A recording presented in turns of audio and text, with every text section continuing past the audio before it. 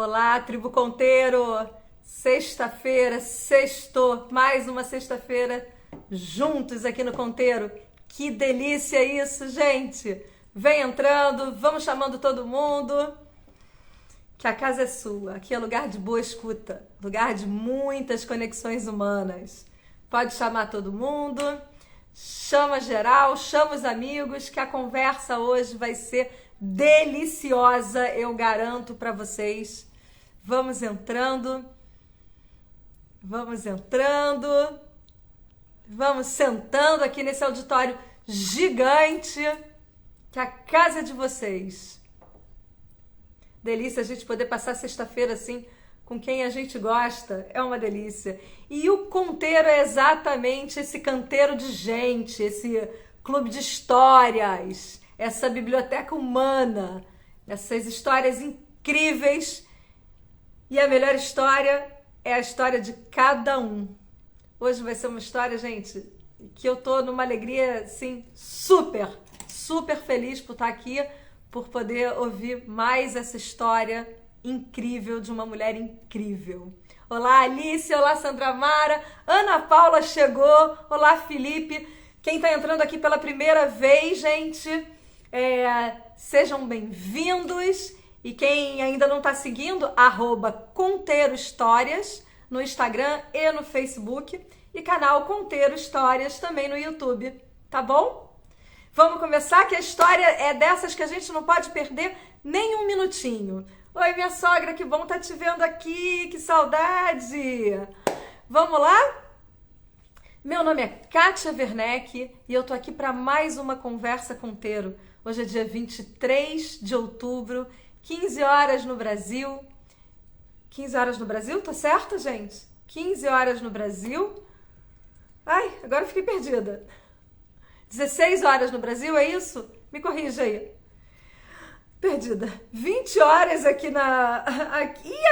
Agora deu buguei geral, gente. Deixa eu olhar isso, que nunca me aconteceu isso, mas eu buguei o horário hoje.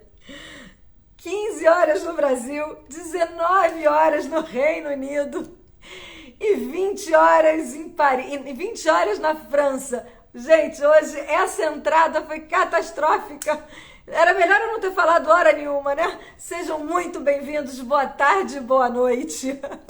Nós vamos conversar hoje com a Ana Paula de Moraes, que é uma advogada especialista em crimes cibernéticos, em direito digital, uma amiga querida que vai compartilhar a sua trajetória de vida aqui conosco. Tô te pegando aí, Aninha. Muita alegria. Acho que foi forte emoção. Mãe, é a Ana Paula, que você lembra dela de pequenininho, viu?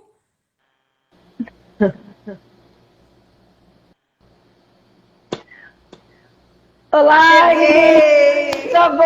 Eu nem acredito, só o Conteiro para fazer uma conexão dessa, gente. É verdade. Que coisa boa, que coisa boa. Chega a estar vermelho aqui, ó. Muitos anos, né? Muitos anos. Mais de 30 anos de amizade, né? Uma vida nossa pela frente. Eu já vi que tia Leila, acho que tá por aí também, né? Tá. Tia, beijo, viu? Saudade de você. E é isso, né? Muito boa, Aninha. A sorte super é que... emocionada. Eu também. A sorte é que as redes sociais acabaram permitindo a gente se conectar, né? E se encontrar e se achar. E eu já te acompanho há um bom tempo. Muito bom. Eu venho aí caminhando, né? Vamos caminhando assim devagarinho, né? Que nem as músicas e o poema, né? A gente vai andando e trilhando o nosso caminho. Muito bom. E seu caminho é cheio de coisas incríveis para contar pra gente. Que riqueza, que legal. Como é que foi tudo isso? Então, como é que você chegou aí de saída da escola até o direito? Como é que tudo isso começou? Então, bom, você sabe que eu falo igual não sei o que, né? Falar aí comigo mesmo, né? E aí você pode falar. E eu sempre gostei de escrever. Na verdade, eu não sabia que eu gostava, que eu tinha condição de escrever concatenando, essa coisa toda, né? E quando a gente vai terminando o colégio, né? O terceiro ano, você começa a tentar entender para onde você vai. Eu sempre dei muita atenção às pessoas, né, Catinha? Eu sempre fui aquela pessoa muito boa ouvinte, né? Então eu ficava sempre naquela do tipo, ou eu vou para psicologia, ou eu vou para direito, porque eu não tenho outra coisa a fazer a não ser lidar com pessoas, eu tenho que lidar com gente. Apesar da gente saber que lidar com o ser humano é muito complicado, porque todo mundo tem sua peculiaridade, né? E aí, em determinado momento, eu consegui entender que o advogado também é um pouco de psicólogo. Não necessariamente não necessariamente você vai estar sempre entrando com uma ação judicial, né? Às vezes, uma boa mediação, você resolve tudo e não precisa judicializar nada. E aí eu resolvi trilhar o caminho, efetivamente, do direito, né? E comecei, um ano depois, a trabalhar no escritório de falência concordata, para entender um pouco dessa parte comercial, empresarial, como é que era aquele mundo, né, dos negócios, vamos dizer assim, né? Mas eu sempre tive aquela pegada também de dar um pouco de mim para quem precisa. E aí, quando estava no meio de me formar na faculdade, foi quando saiu aquela lei 9.099 dos juizados especiais. E aí eu tinha que ter horas na OAB, né? A gente sabe que quem faz faculdade de Direito, chega num determinado momento, você fica igual um louco na faculdade, correndo horas para poder tirar sua carteirinha. Exato. E aí eu cheguei para um professor meu, eu falei assim, poxa, doutor Joel, eu precisava muito de horas. E ele disse, eu preciso muito de uma conciliadora na vara crime. Então a gente faz uma troca, você passa uma parte do seu tempo fazendo as audiências criminais no meu lugar, enquanto isso você tem o seu título, sua prova de título para a OAB, trabalhando como conciliadora no juizado. E na verdade eu achei que aquilo ali ia se durar somente o período que a gente precisa para tirar a carteirinha da OAB, que são 2 anos, né? Os 2 últimos anos é que você precisa contar de horas para a OAB. E quando eu vi, eu já estava, na verdade, há 5 anos trabalhando no Juizado Especial Criminal, porque eu me formei e comecei como conciliadora, e quando eu vi, eu já estava como coordenadora do cartório dos conciliadores. Então, eu já fazia a pauta, aquela coisa toda, e lidava, literalmente, na parte dos crimes de menor potencial ofensivo. E tinha vezes que eu já começava a abrir audiência de réu preso. Aí eu falei, não, peraí, a coisa não está tomando um rumo que não é isso que eu quero. Mas, enfim, uma experiência incrível, porque a gente lidar com o cerceamento da liberdade da pessoa é uma coisa que faz você refletir muito sobre a qualidade de você poder ir e vir sem ninguém te impedir, né? Você dá realmente o valor à sua liberdade, né? Você poder abrir, sair da sua casa e voltar sem ter ninguém te estipulando regra, né? E é uma experiência incrível. E eu já estava na bica de casar, na verdade. E aí casei e entrei naquela vibe de querer fazer concurso público para promotoria. E aí você muda totalmente o teu esquema de vida, porque na verdade você sai de trabalhar, você fica dentro de casa, vira concurseira, né? E tudo vira pra dona de caramba. casa. Vira dona de casa, vira concurseira, a coisa começa a dar uma reviravolta na tua cabeça, né?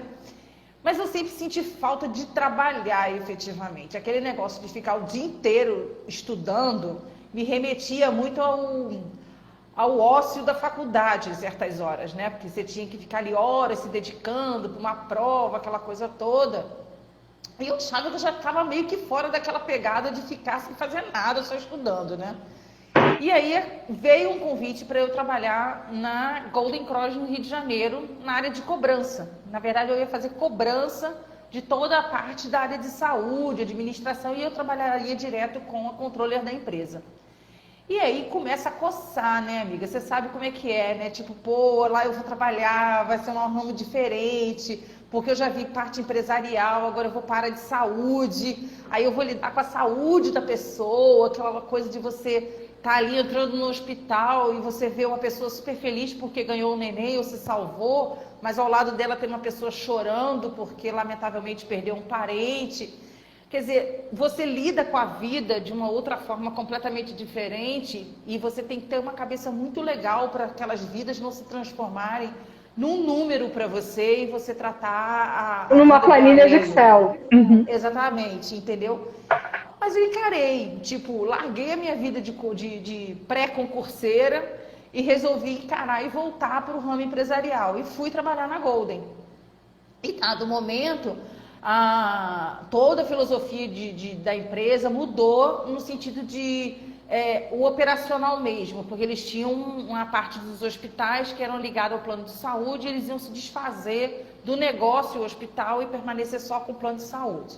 E aí eu entro nessa história, quer dizer, eu deixo de fazer só cobrança e entro novamente no operacional, ajudando nos contratos, naquelas operações todas de encerramento de contrato, enfim, vamos encerrar um negócio. Então, chama a Ana Paula e vamos encerrar negócio.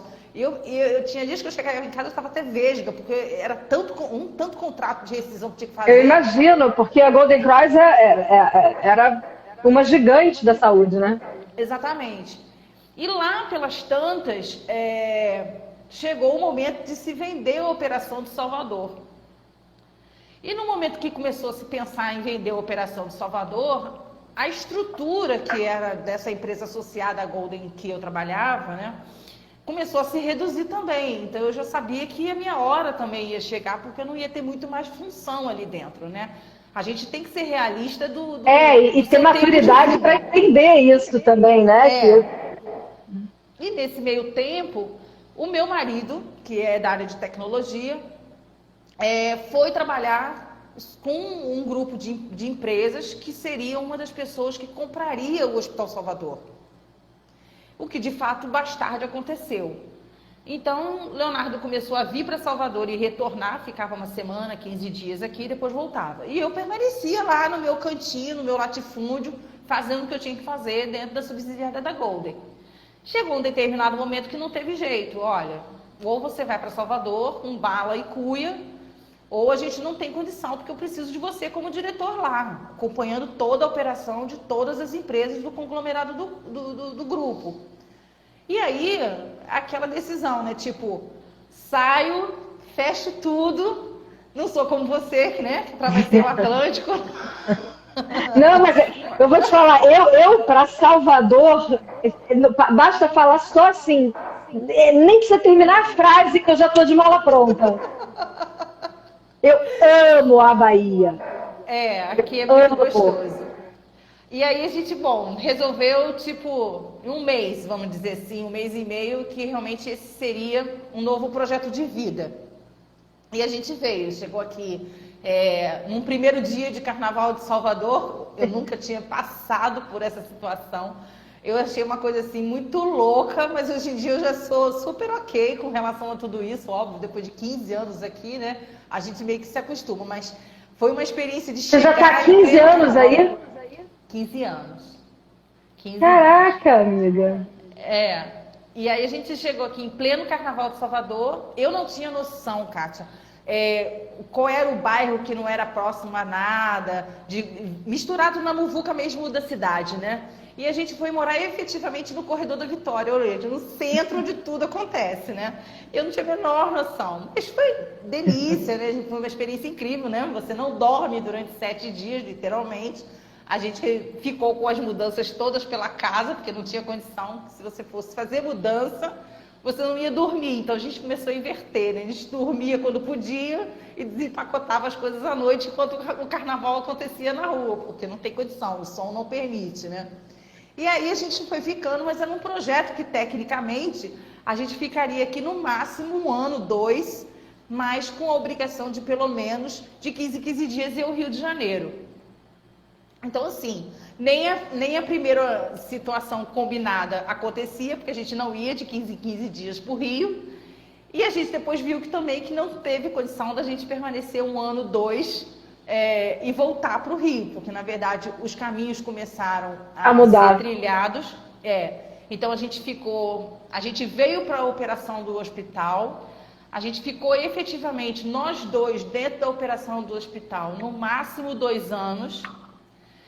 Passado 2 anos, nem isso eu acho, Leonardo já estava como diretor de tecnologia para o Norte e Nordeste de uma empresa de cibersegurança e eu já estava saindo para ser assessora jurídica do Jornal à Tarde aqui em Salvador, que é o concorrente da família do Assemineto. E aí eu fui para a área jornalística. Nunca tinha imaginado o que era trabalhar num jornal, né? Quer dizer. Mas você foi trabalhar com o direito dentro do jornal ou nada a ver? Não, eu fui para ser chefe do departamento jurídico do jornal. Então, Ok. assim, toda a operação do jornal, seja de contratos da área da editoria de jornal, do comercial, do marketing, ou seja, a operação jornal passava pela minha mão. Então, eu de uma hora para outra, eu tive que desaprender saúde e aprender jornalismo. Isso é bom demais. A gente aprender coisa nova é bom demais. Só que a gente sabe, hoje em dia muito mais, né? Que o jornal é aquilo, né? Saiu na primeira capa, já foi, a confusão já está formada se a notícia for bombástica, né? E o advogado segura ali. Né? E a gente tem as peculiaridades de Salvador, que são as festas específicas, né, Catinha? A gente tem festival de verão, a gente tem carnaval, a gente tem São João, a gente tem a política, porque a política aqui, a gente fala de política o ano inteiro, acho que de uma forma muito mais ardente, vamos dizer assim, do que nos outros estados, né? Porque o baiano, ele vive a política, ele sofre a política, né? Ele tem aquela coisa... Incrível. Política. Incrível. E aí eu fiquei no jornal durante 6 anos. E o mais assim, a coisa mais assim surpreendente para mim, porque eu não tinha a menor noção de como as coisas aconteciam, né? E meses depois, eu acho que nem 1 ano que eu estava no jornal, acho que mais ou menos, eu acho que ainda estava no período de estabilidade dos 90 dias, ou alguma coisa assim nesse sentido. Eu descobri que eu estava com câncer na perna, estava com melanoma, câncer de pele. E aí, na hora que eu fui fazer a averiguação, a mãe falou, olha, você tem 15 dias para operar, porque depois eu não me responsabilizo, porque a parte linfática já está comprometida, aquela coisa toda. Eu fiquei, mal entrei na empresa, como é que Caramba, eu vou sair que porrada, né? Entendeu? Mas assim, eu fui super surpreendida, porque super de boa, na hora que eu comentei com o pessoal, não, não tem problema nenhum, a gente faz o seguinte, a gente negocia, antecipa tuas férias, aquela coisa toda, para você poder ficar de boa em casa e tal. E foi super, assim, na parte operacional de empresa, aquela coisa toda, foi super ok, entendeu? Segui minha vida, fiz operação, deu tudo certo, fiquei de resguardo. Depois de um tempo eu ia trabalhar ainda e ficava na sala, não podia ficar andando, porque eu tinha que andar de muleta, aquela coisa toda e tal.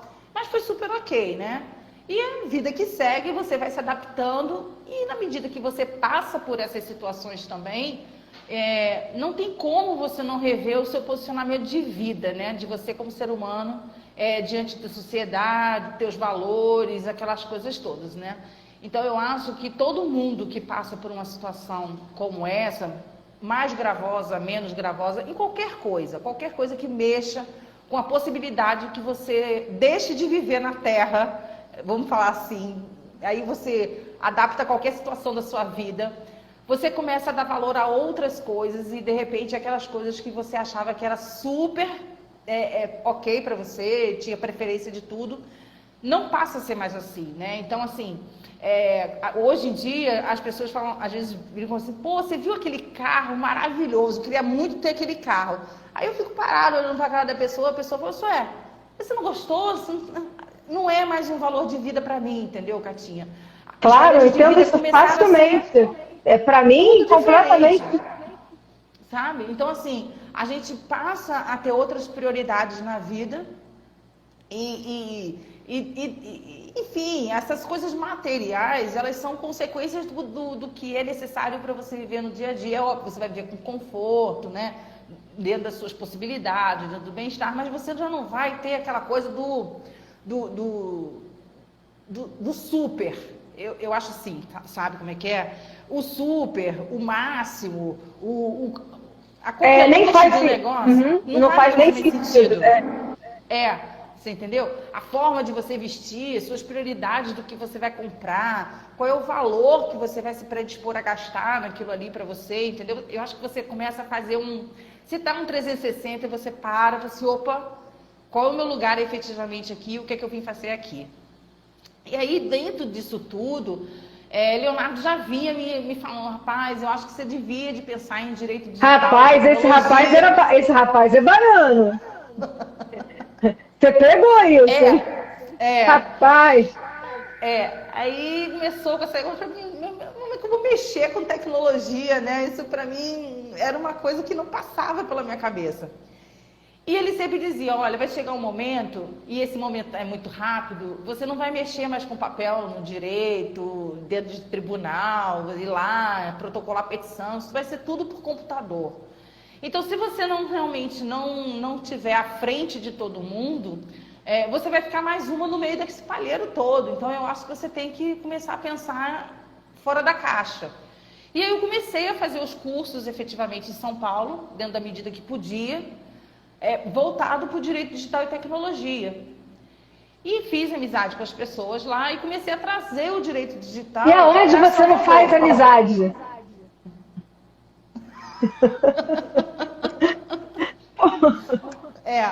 E aí dado o momento, eu falei assim, bom, eu acho que eu já dei a minha cota de contribuição ao jornal e eu acho que eu tenho que agora seguir minha vida, abrir meu escritório, enfim, trabalhar com direito digital e começar um rumo novo. E assim eu fiz. Quando chegou em 2012, eu fiz um acordo com o jornal me mandou embora. Eu entrei numa quarentena aí para poder despressurizar e tentar entender como é que eu ia começar tudo isso.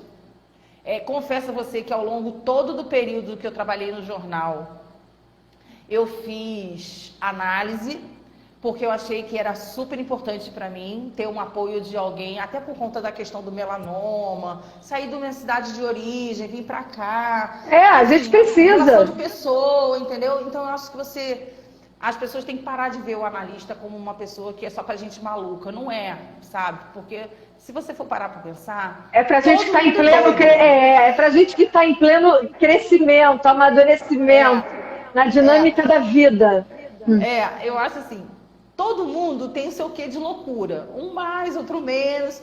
Só que eu acho que ninguém tem o direito de importunar o seu companheiro ou a sua companheira com a sua loucura. Então vai pro analista, resolve as suas loucuras e vive de boa, assim, entendeu? Eu não levo esses teus nós, essas suas noias, para dentro de casa, porque isso vai ser um desgaste muito grande. Enfim, eu acho que até nisso a gente tem que pensar. Então, ao longo desse período, eu também fiz muita análise, me conheci, aprendi a dizer muito não, que coisa que eu não dizia, sabe? Então, eu comecei a impor muitos limites, tipo, isso eu não quero mais para minha vida, isso não vai mais ultrapassar o meu limite. E aí você começa a criar uma série de novas rotinas na tua vida. E depois eu abri o direito digital, passei um tempo no escritório de uma amiga, que é procuradora do Estado.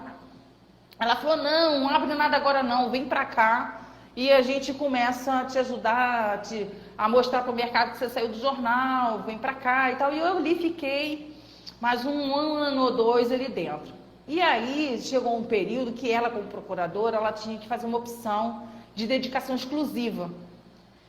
Aí eu falei, bom, então já que ela vai para dedicação exclusiva e a minha relação dentro do escritório era com ela, eu vou pegar e vou seguir meu rumo. E assim eu fiz. Quando ela saiu para dedicação exclusiva, eu saí e abri o escritório em 2016. Só que nesse período, na verdade, o pessoal em Salvador já sabia que eu fazia direito digital, eu saí fazendo muita palestra, muito trabalho de conscientização dentro das empresas, porque, na verdade, ao contrário das outras pessoas, eu achei que a melhor fórmula para poder ter o direito digital era não falar o juridiquês. Então, aproximar. Uhum. E, tipo, conseguir fazer que aquela pessoa que estivesse me escutando, independente de onde ela estivesse trabalhando, se ela estivesse apenas participando de uma palestra, que eu estivesse ministrando num evento, alguma coisa assim, que ela pudesse entender que tudo aquilo que eu falo para o ambiente corporativo, ela consegue levar para casa dela.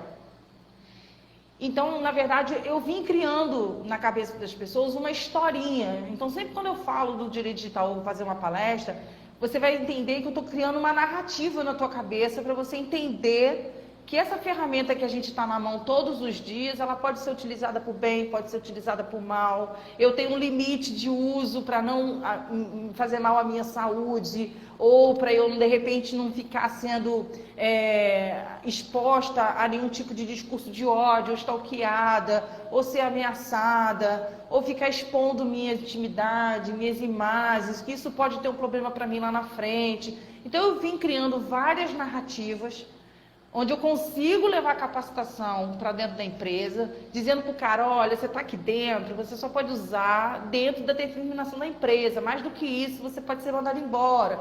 E ali a gente vai misturando um monte de situações do dia a dia, que ele consegue chegar em casa e na hora que algum amigo desavisado chega, pô, me dá sua senha do Wi-Fi, ele vai dizer, tranquilamente, ele vai ter condição de dizer, pô, você me desculpa, mas eu não vou te dar. Porque isso é uma questão de privacidade de mim. Se eu te der minha senha do Wi-Fi, eu não sei como é que está a segurança do teu telefone celular e eu posso ser hackeado e a minha família pode ser exposta a qualquer coisa na internet. Então, você consegue criar essas narrativas, né? Então, assim, eu trabalho para a empresa no direito digital? Trabalho, dou consultoria, tem essa questão da LGPD, a gente está aí nessas implantações, como tem a GDPR na Europa, aquela coisa toda. Mas eu acho, de uma forma muito consciente, que dentro desse contexto empresarial eu tenho uma parcela minha, muito significativa, de doação ao cidadão, entendeu? Então, assim, me incomoda ficar falando só para a empresa. Eu sinto a necessidade de falar para o cidadão, entendeu? Então, em qualquer situação, qualquer oportunidade, eu vou tentar que aí você é uma forma de você ter o seu conhecimento como uma possibilidade de útil de vida, de propósito, né? Útil no sentido humano, de agregar ao outro. Porque a gente sabe que eu daqui, você daí, por mais que existam possibilidades de você estar super mega antenado ao que você pode e o que você não pode fazer, tem aquela parcela da sociedade que não consegue entender essa mensagem. Até mesmo porque a mensagem que é formulada pela mídia, pelos marqueteiros, é muito voltado para a empresa e não voltado para a salvaguarda do cidadão, dos dados do cidadão, da imagem do cidadão, porque está todo mundo sempre vendendo alguma coisa. É sempre em função da venda de um produto, de um serviço. E você, como cidadão, você está sempre exposto e à mercê daquilo ali, sem saber dizer, opa, peraí, que isso aí não é assim não. Então vamos parar, que agora é comigo. Então, sempre que eu posso, eu encaixo. Então, dentro dessa minha vida de mídia, dentro do jornal, eu tive uma relação muito boa com os jornalistas. Porque a gente sempre entende que o jornalista não quer ninguém ali no pé dele, para dizer o que ele não pode fazer. O que a gente tem que dizer é o que a gente tem que sugerir, o que pode ser feito e que seja menos gravoso para a empresa, para a imagem dele, para a imagem de quem ele vai falar, né? Ele vai atingir a imagem de alguma pessoa, com certeza, mas ele tem que atingir de forma menos gravosa possível, para que isso não gere problema de interferência. Entender a responsabilidade, né? Exatamente. Então, a gente sempre teve uma relação muito boa. Então, quando eu saí do jornal, muitas dessas pessoas que trabalharam ali junto já estavam em outras emissoras de jornal, emissora de TV, aquela coisa toda. Então, eu consigo me dar ao luxo de não precisar nem de uma assessoria de imprensa efetiva, de empresa. Que as pessoas já... pessoal. As pessoas te conhecem, né? Então, assim, eles ligam. Ana, vou falar disso assim, dá para falar? Posso ir aí no escritório? Você grava com a gente? Essa semana mesmo, tem essa história do Pix, do Banco Central e essas novidades. Vieram fazer uma gravação aqui para mim por conta dos crimes de body shaming que tem nas redes sociais. E aí, na verdade, eu já encaixei o Pix. Ele falou, mas eu não sei nem por onde eu vou começar. Eu falei, eu vou te dar a matéria pronta. Eu mandei o release para o WhatsApp dele. Então, existe essa relação de camaradagem, uma relação muito tranquila, assim, intermediário. E você vai criando uma confiança, né? E quando você não tem barreira e você não tem aquela coisa do ego, né, Catinha? Porque eu acho que isso influencia muito. Você tem vamos dizer assim, uma frequência das coisas acontecendo de uma maneira mais tranquila, entendeu? Então Sem dúvida. Eu tento levar, eu brinco muito com o pessoal, que eu tento levar a minha vida num estado de meditação. Mas no momento que eu resolvo sair da minha meditação para botar as coisas em ordem, aí as pessoas não vão gostar de me ver, como você me conhece, fora do meu estado meditativo. Né? Eu imagino. Mas em tese a gente vive dentro de um estado de meditação, fazendo nossos horários, não fico aqui às vezes o dia inteiro no escritório, tento ter uma rotina muito humana, tipo de manhã eu vou fazer ginástica, depois se bobear eu já fico em casa para almoçar, só venho para o escritório depois do almoço. Então eu crio rotinas onde a gente não tenha mais aquela sensação de que você está trancafiado dentro de uma empresa com aquela faca que é assim, com um monte de coisa para fazer, entendeu? Eu tento criar rotinas até do meu trabalho, de maneira que eu tenha sempre um pouquinho de alguma coisa para fazer, mas que eu não precise fazer tudo ao mesmo tempo, porque aquilo vai consumir demais, entendeu? Tá certíssima, isso é qualidade de vida. E me diz uma coisa, Aninha, nessa tua experiência aí, que hoje já é uma experiência grande, você trilhou muita coisa, o que você acha que é a maior dúvida da população? O que as pessoas mais caem em termos de... Porque a internet, no fundo, todo mundo acha que todo mundo pode tudo. E não pode, né? Existem... As regras estão aí, existe um jogo mais organizado também, com leis e tudo mais. O que as pessoas normalmente têm de problemas de uso por excesso de confiança em alguma coisa? É em serviços, é com a imagem? O que acontece? Eu acho que é um pouco, vamos dizer assim, que seria um meio a meio. O que eu vejo hoje é assim, as pessoas elas têm uma confiança de quem está do outro lado da tela, mesmo que não seja como a gente está se vendo aqui agora. Então, existe uma doação de informação pessoal, de concessão de seus dados pessoais, dos seus dados sensíveis, sem que você tenha realmente a certeza que aquela pessoa que está do outro lado da tela, ela é idônea e ela vai ter responsabilidade com a informação que ela está recebendo. Então, acho isso é uma preocupação, eu venho batendo muito nessa tecla de que você não fique clicando em tudo que você vê, que você não fique informando todos os seus dados pessoais a qualquer pessoa. Exercite a sua cidadania. Para que você quer a minha informação?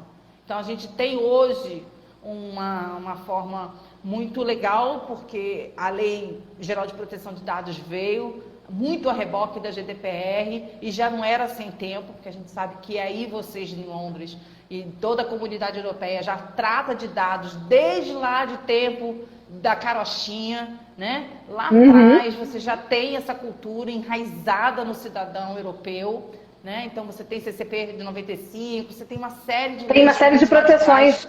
Isso. E que você não tem a mesma situação no país, apesar de nossa legislação toda tratar de dados pessoais de forma espaçada. Você tem a Constituição Federal, você tem Código Civil, você tem Código Penal, mas isso não é dito.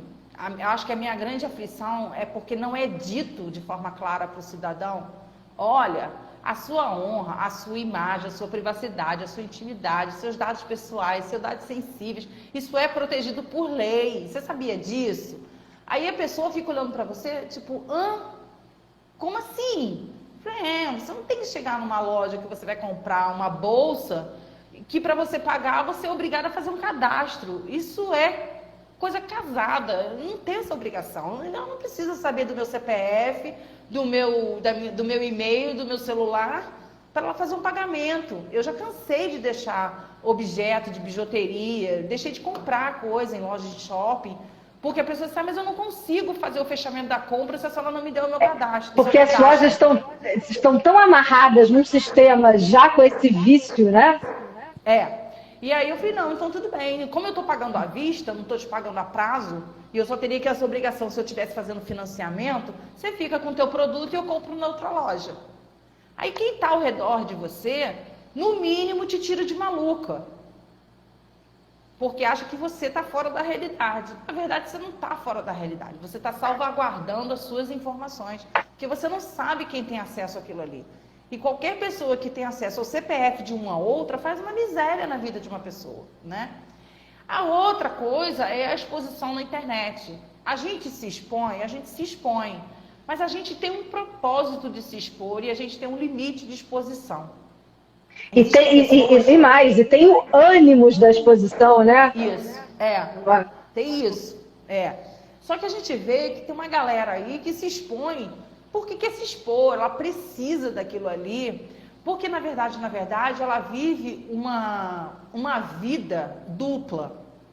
A vida dela, que ela queria viver, era a vida de Alice da rede social. E aí, quando ela desliga o telefone dela, ela vê que a realidade de vida dela é completamente diferente. É muito chata e ela prefere viver a outra.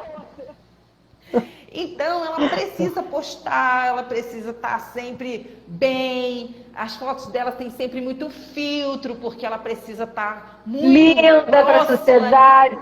Não é? E aí, a gente volta a dizer, olha, não fique publicando tudo, porque na hora que você publica, você não tem mais controle da sua imagem, da sua foto, você pode cair num site de pedofilia, de prostituição, não fique botando foto do seu filho dessa forma, porque a foto pode ser recortada, e aí você está num problema sério, para você conseguir remover, identificar o criminoso, você vai levar um tempo, a imagem do teu filho já foi, mas as pessoas acham que você é maluca. E aí, quando você começa a ver as notícias do jornal, as pessoas, ela não é tão maluca assim. Não é que eu não vou fazer, que você não vai tirar foto com teu filho, com teu marido, mas você tem uma consciência de limite. Tem gente que não tem limite. E eu acho que isso é muito problemático, porque na hora que você precisa legalizar isso tudo e salvaguardar o direito da pessoa, é tanta trabalheira que dá, você perde, é tanto lugar que você tem que fazer varredura para poder conseguir dar a ela o que ela quer, quando na verdade quem fez esse ato foi a própria pessoa, por conta de tanto check-in que ela fez, por conta de tanta foto que ela publicou, de tanto vídeo que ela fez, sabe? Então assim, até que ponto realmente eu preciso de tudo isso?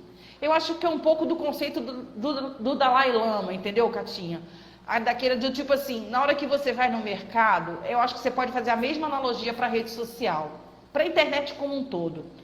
Imagine você entrar no mercado, botar tudo dentro do carrinho que você precisa. Na hora que você chegar no caixa, você vai botando para pagar apenas o que efetivamente você precisa. Ali você tem a consciência que mais de 50% dos produtos que você botou naquele carrinho você não tem necessidade de levar. Então, se você, toda hora que você estiver entrando na internet, fazendo qualquer interação em qualquer plataforma digital, onde você vá se expor, seja por vídeo, por imagem ou informação do seu conteúdo, antes de você dar o ok, eu acho que você tem que parar e falar assim, eu preciso disso? E assim, e até que ponto eu preciso disso? Porque se você começar a fazer essa autoanálise, você vai começar a diminuir o seu tempo de presença nas plataformas digitais de forma absurda. Porque, na verdade, o tempo que você fica ali, você está deixando de viver efetivamente outras coisas no seu mundo real. Exato. Isso, atualmente, esse documentário que a Netflix fez, que todo mundo ficou assim, tão chocado com tudo que foi falado ali, assim, não me chocou, porque, exatamente, né? Eu tenho em casa o Ricardo, que trabalha no Facebook, mas que já está inserido nesse contexto, eles mesmos são fiscais disso, a gente fiscaliza muito toda essa questão com o Gabriel. Eu tenho feito um exercício enorme para diminuir meu tempo na rede social, e é um exercício difícil pra caramba, né? Porque, claro, é feito para a gente ficar mais tempo, né? Para a gente usar, para a gente...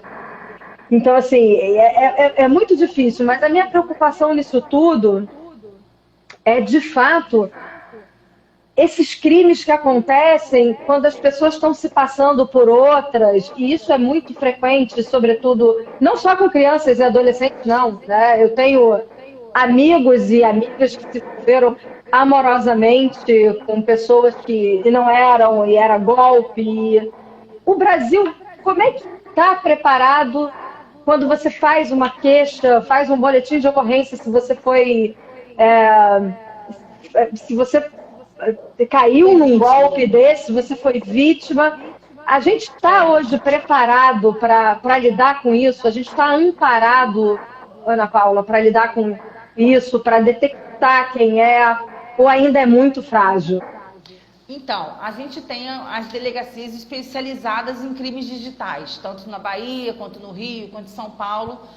E é um grupo de atuação, assim, vamos dizer, bem ok com relação a tudo isso, né? Agora, é óbvio que o número de incidentes digitais, como a gente chama, né? De crimes onde as pessoas caem, eles aumentam absurdamente. Então, assim, aumenta absurdamente porque as pessoas também, elas têm essa mania de clicar em tudo que vê, de acreditar em quem está do outro lado da tela. Né? Então as pessoas vão fazer uma compra de alguma coisa dentro de uma rede social, as pessoas não se preocupam às vezes de fazer uma checagem para saber se realmente aquilo ali é uma empresa digna, se aquela pessoa presta serviço de uma forma ok, né? Se você for vítima de um crime no WhatsApp, desse crime de extorsão, né? Eles te mandam o link, você pede o código, e você vai lá e dá o código. Rapaz, veja... Como é que você vai dar uma informação dessa para uma pessoa que você não sabe nem quem é? Que às vezes você, só pela voz, você vê que a pessoa não é uma pessoa de telemarketing efetivamente de uma empresa como o WhatsApp, como o Facebook, porque são pessoas treinadas, tem todo um roteiro que tem que ser seguido para falar com o cliente. A gente sabe que o Facebook não tem esse tipo de relação. Eles têm um escritório, você tem que mandar as coisas para o escritório, você não tem um 0800 para falar com o Facebook, nem com o Instagram, nem com o WhatsApp. Então isso não, assim, ainda é meio chocante você ver que existem pessoas que ainda caem em situações como essa, entendeu? Mas, graças a Deus, por outro lado, você tem a Lei Carolina Dickmann, que fala efetivamente dos crimes cibernéticos. Super importante, né, aliás? E você consegue utilizar bem a legislação para salvaguardar o direito do cidadão brasileiro. Você tem o Marco Civil da Internet, que foi denominado aqui como a Constituição dos Direitos e Deveres dos Cidadãos e de quem presta serviço no ambiente das plataformas digitais e no mundo virtual. Então você tem ali um arcabouço de regras que te salvaguarda das coisas, e eu vou te dizer que com a vinda da LGPD a coisa vai ficar mais apertada. Então, aqui no escritório, o que vem de pessoas com problemas de crimes digitais, pessoas que foram furtadas, as pessoas que foram ludibriadas por uma pessoa que fez um perfil falso ou que realizou algum tipo de ato com você que esteja vinculado no crime de falsidade ideológica, se passou por aquela pessoa que efetivamente ela não é. A gente consegue fazer o boletim de ocorrência e entrar com a ação no juizado e identificar esse criminoso digital, como eu gosto de dizer. Você tem tido êxito na hora de identificar? Sim? Consigo. Então, demora um pouquinho? Demora, porque a gente tem uma série de outras situações administrativas, inclusive, né, que fazem com que o processo seja lento. Agora, eu dou entrada efetivamente no boletim de ocorrência em nome do cidadão que foi ludibriado, vamos dizer assim, né, que é a vítima, né, do crime digital, mas imediatamente também, com base no Marco Civil da Internet, eu entro com a ação na Justiça pedindo a quebra da identidade da pessoa junto à rede social. E não peço indenização à rede social, porque, na verdade, a rede social ela não tem obrigação de indenizar o cidadão. Ela é um meio que foi utilizado por aquele criminoso digital para cometer o crime. Então, para mim é uma ação muito simples, eu só quero que a rede social me ajude a identificar quem é a pessoa, porque o resto, eu vou pegar aquelas informações, vou passar para a autoridade policial e quem vai dar conta das questões penais e criminais é a autoridade policial, é o Ministério Público, porque na medida que a gente oferece a denúncia, aquilo já não, você não é mais o autor da ação. A autor da ação é o Ministério Público, então eu não preciso mais me preocupar com isso. Eu preciso me preocupar em salvaguardar o direito do cidadão, tirar a exposição dele indevida da internet, pedir que seja removido o conteúdo das indexações de site, para que a pessoa não tenha ali uma exposição ad eterna. Então você tem que ter ali meio que o caminho das pedras para você poder dar uma resposta ao teu cliente na forma mais rápida que você consegue, utilizando as legislações. E Ana, é difícil, né? É difícil hoje em dia que todo mundo fala, por exemplo, todo mundo acha que pode falar tudo, né? Por exemplo, você pega esses haters que escrevem de uma maneira super agressiva para uma pessoa e fala assim, ah, não, mas é minha opinião. Mas a opinião tem um limite, né? Até a ofensa, até a... E eu acho que isso é muito difícil você conseguir caracterizar. Eu não sei até onde... É muito tênue essa linha da liberdade de expressão até um crime contra a honra, até uma... Né? E isso na internet parece que ganha uma força enorme. As pessoas ficam tão encorajadas a xingar o amiguinho e a ser preconceituoso, racista e tudo mais, porque tem uma tela no meio, como se não estivesse numa terra sem lei, né? Quando na verdade isso não é a realidade, né? A internet não é uma terra sem lei. Toda pessoa que pratique qualquer tipo de ato que venha a ferir, vamos dizer assim, o direito do outro, né? Seja a sua imagem, seja a sua honra, uma vez que você seja caluniado, injuriado, difamado, que você seja cometido por um crime de injúria racial ou de racismo, porque existe uma diferença, ou que você tenha aí caracterizado como o próprio cyberstalking, onde você tem a sua perturbação de vida, da sua intimidade afetada. Então você tem como pegar toda a legislação hoje do Código Penal e das, como a gente chama, né, das leis extravagantes, e equacionar isso para a salvaguarda do direito do cidadão. Então, eu acho que essa questão da linha tênue é muito assim, o que eu não quero que faça comigo, eu não posso fazer com os outros. Eu acho que a grande sacada de você saber como é que eu vou atingir, ou como é que eu vou deixar de atingir a honra de uma pessoa, eu tenho minha liberdade de me expressar? Eu tenho, desde que você tenha consciência que o seu direito termina onde começa o do outro, né? Eu posso dizer para você assim, de repente, apesar de ter muita intimidade com você, eu posso dizer assim, pô, Kátia, sabe aquela roupa que você comprou aquele dia?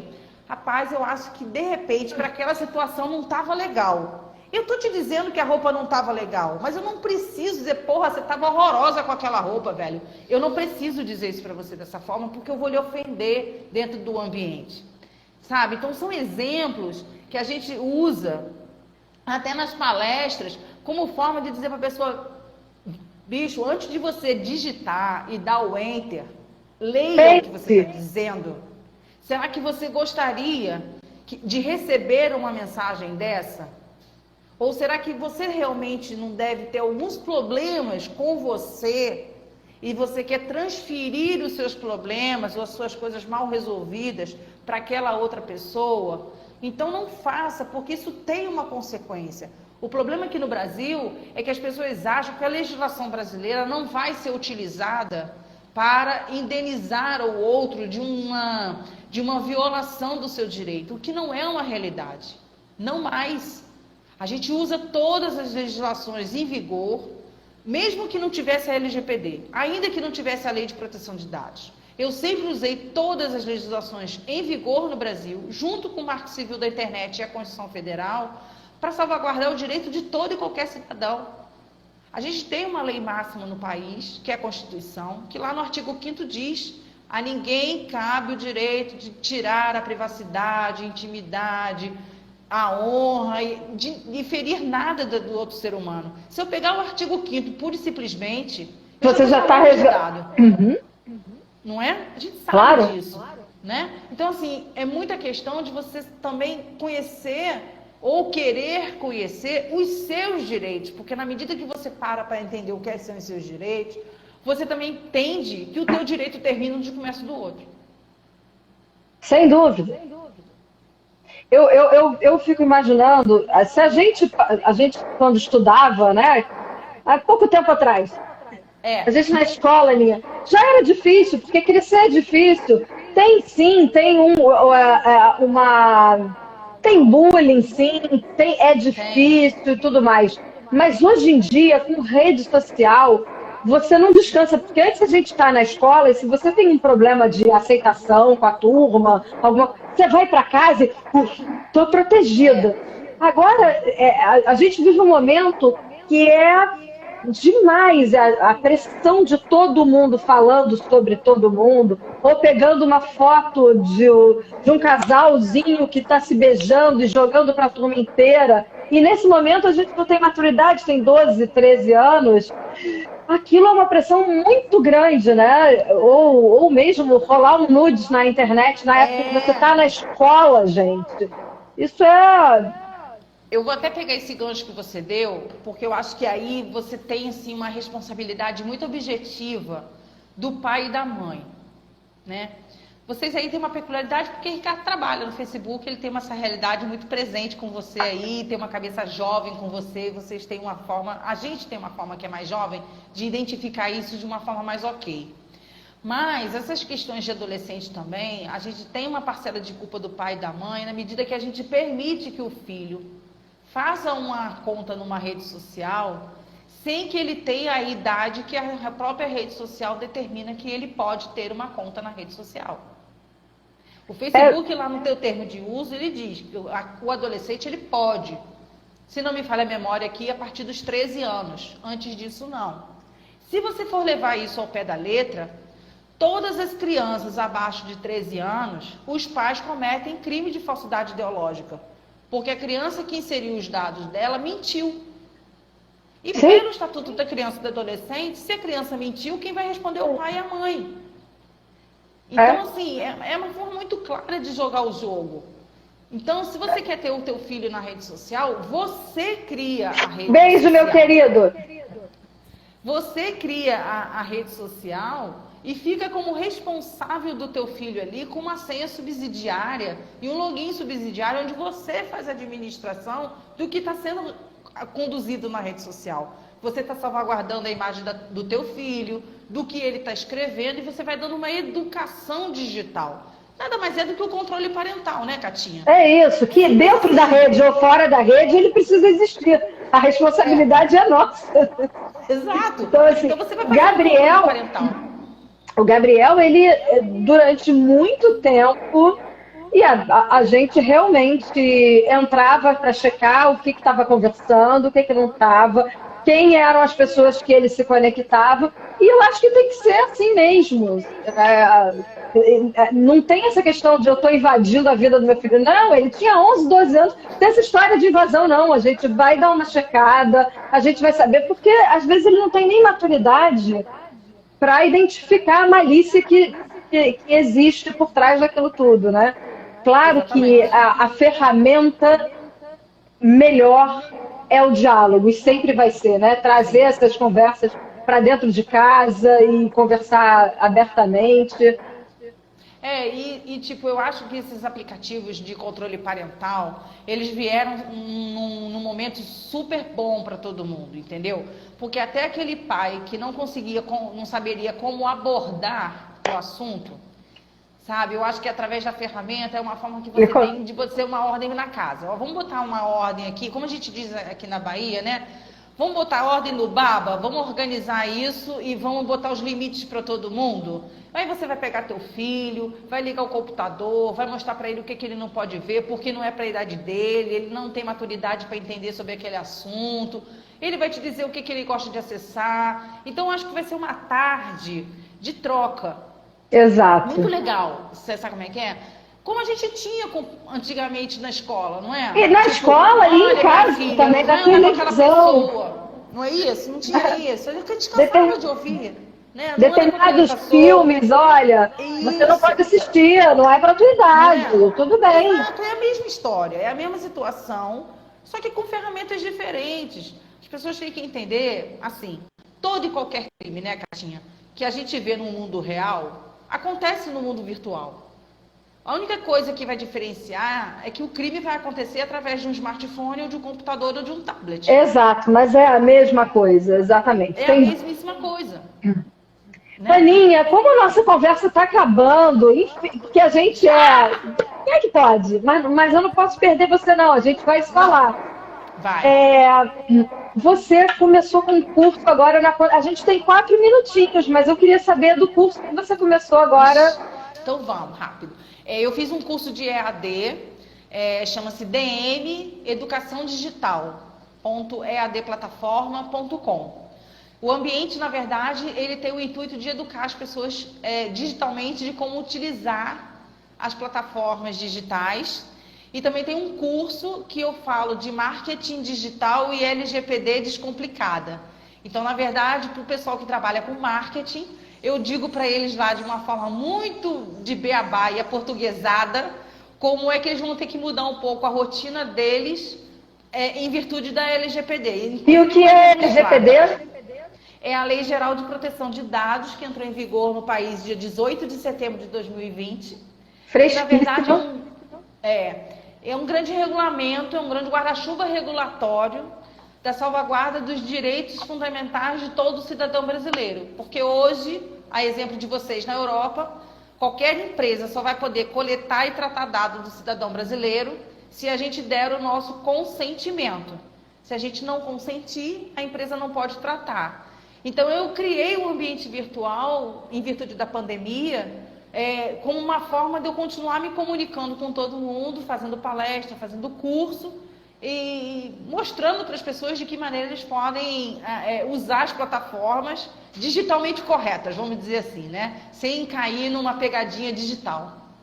Excelente isso. Aninha, eu vou até te pedir, essa nossa conversa vai ficar salva no perfil Conter Histórias, ali no IGTV. Eu queria que você colocasse as informações, se você puder, nos comentários, porque às vezes a pessoa ouve o nosso vídeo depois e tem interesse de chegar até você, de conhecer o curso e de conhecer agora as adequações que vão ser necessárias no Brasil, né? Então, assim, se você puder ir lá e botar o linkzinho... Claro, um prazer. Pode deixar, fique tranquilo. Eu amei conversar com você. É uma pena que a nossa... saudade, viu? Morrendo de saudade, morrendo de saudade. Morrendo de saudade de você e da Bahia. Oh, meu Deus. Eu digo que eu sou uma baiana. Já prometo a você que o dia que eu pegar o avião e for pra aí, eu vou levar a cocada baiana. Cocada, farinha, gente. Farinha, ó. Aquela farinha, dendê. Cocadinha baiana, meu Deus do céu. Pode deixar que vai um kit Salvador, Londres. Londres, e a gente ainda vai passear em Paris, não esqueci não. Vamos sim, vai ser ótimo, vai ser uma delícia. Vai ser sim. Aninha, obrigada por ter vindo aqui. Olha a minha mãe aí babando você aí. Beijo, tia, saudade, viu? Quando eu for, a senhora tem que estar lá também, viu? Pra todo mundo junto pra rua. Vamos tudo pra rua. Isso. Vai ser bom demais. Aninha, foi um prazer enorme ter você aqui, te escutar, saber da tua trajetória desses anos todos. Ó, tem mais gente querendo cocada. Ah, meu Deus, esse povo da Zoropa não pode ir pra Bahia. Vai ficar tudo com Catinha, pega todo mundo com ela. Pegue tudo na casa de Kátia. Isso! Gente, vocês que estiveram aqui com a gente, obrigada. Um beijo grande. Sexta-feira, aproveite a sexta-feira. Eu vou aproveitar a noite aqui. Vocês aproveitem aí o dia. Foi muito bom a gente estar junto. Catinha, ó, beijo grande. Beijo imenso. Morrendo de saudade, viu? Muito obrigada. E é como a gente diz aqui na Bahia, sexta-feira é dia de branco. Então, que Oxalá consiga iluminar a vida de vocês aí. É isso. Sucesso, viu? Beijo grande. Beijo grande de todo mundo que está aí junto com a gente. Com certeza. Beijo, Aninha. Gente, eu vou salvar agora esse vídeo. Leva uns minutinhos, mas em 2, 3 minutos já tá aí. Depois Beijo. eu boto tudo lá nos comentários. Obrigada. Beijo, fiquem com Deus. Super beijo. E agora não dá para desligar, porque tá na contagem regressiva. Então a gente fica falando até desligar. 20, 19. Ah, essa Bahia, como eu gosto, meu Deus. Ah, minha filha. É bom demais. Agora a gente vai fazer uma conexão. Londres, Bahia, Bahia, Londres. Vai ser um Vamos máximo. vai ser. Vamos fazer um hub. Né? Agora tá